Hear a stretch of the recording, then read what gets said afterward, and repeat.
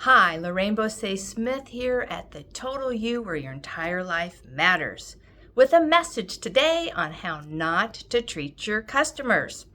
Here's my story, but I'll have to rewind about 8 years to give you some history.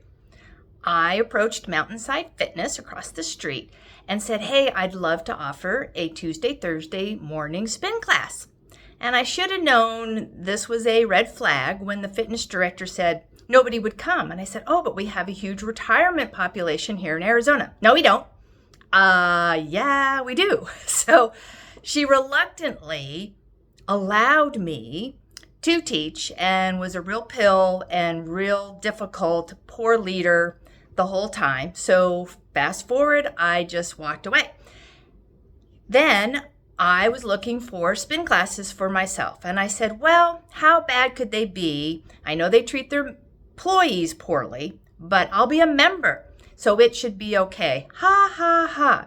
So I've been attending the Tuesday, Thursday class that has people attending like I thought it would because, gee, there's retired people and teachers and all kinds of folks that have different schedules. So I come as a member.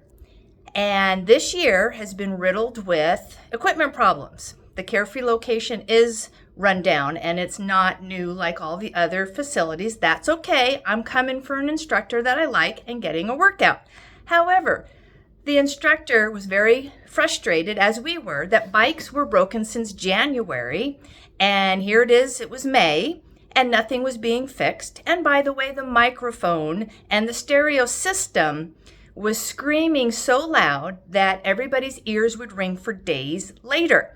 People started bailing, stopped coming, had to wear earplugs to go to class. She was getting nowhere because said fitness instructor, who's still director, that's still there, wouldn't do anything about it. She didn't care. So she asked us as the members, hey, members will get further. They'll care about what you have to say.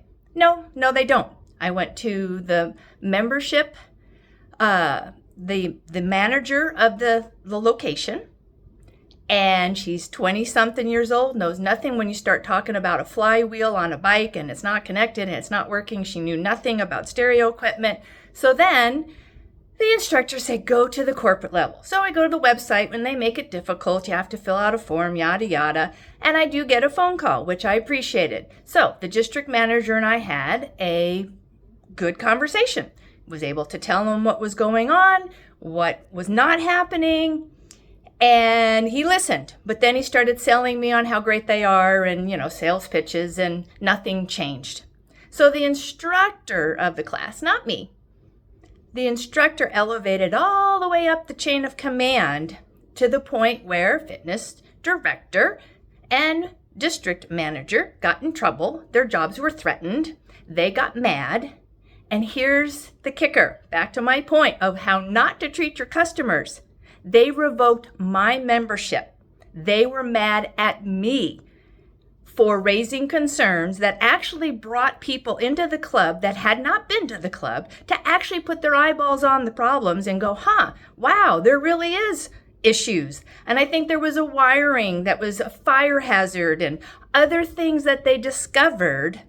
But no, let's kick the member to the curb because we're mad that we weren't doing our job and somebody held us accountable. That is not how you treat members. So here I am going, you know what? Even if they came back to me and said, oh, sorry, those people are gone, come back. Do I really want my money going to a business like that? And we have that choice as consumers. So don't put up with stuff.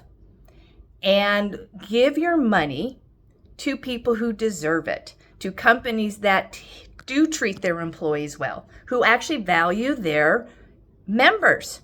Because here's the thing, in a day where we can go online, I could have blasted them and I chose not to. They get 1-star reviews across the board, so everybody's already said they suck. I don't need to add to it.